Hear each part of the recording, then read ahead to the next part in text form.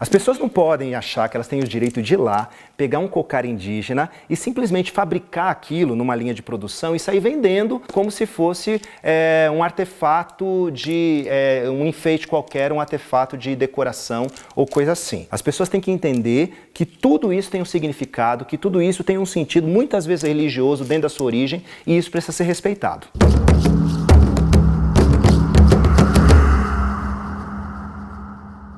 É muito importante que a gente compreenda como, numa estrutura de poder, você tem uma relação de dominação e a apropriação cultural é uma forma dessa dominação ser perpetuada. É importante dizer também que a pele das pessoas não é fantasia, que a cultura das pessoas não é fantasia.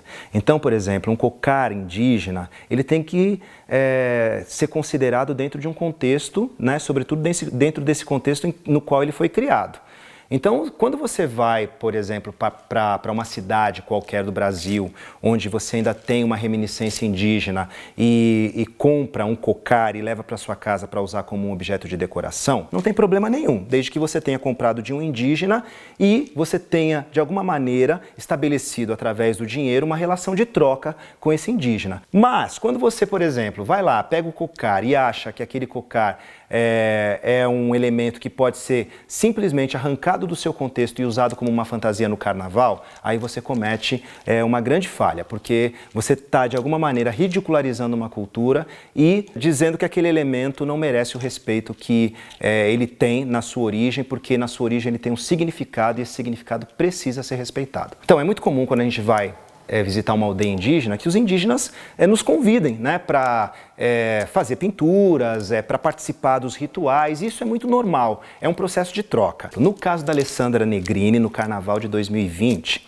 em que ela usou uma fantasia inspirada na natureza e foi pintada pelos próprios indígenas com as suas pinturas tradicionais. Havia ali um processo de troca, em que, considerando toda a problemática dos povos indígenas na atualidade, ela usou aquilo, sobretudo aquele momento do carnaval e a visibilidade dela, para contribuir para aquela população indígena poder fazer um protesto. Portanto, houve uma troca. Se há troca, não se pode dizer que houve apropriação cultural. A questão da apropriação cultural é muito mais complexa do que poder ou não usar isso ou aquilo.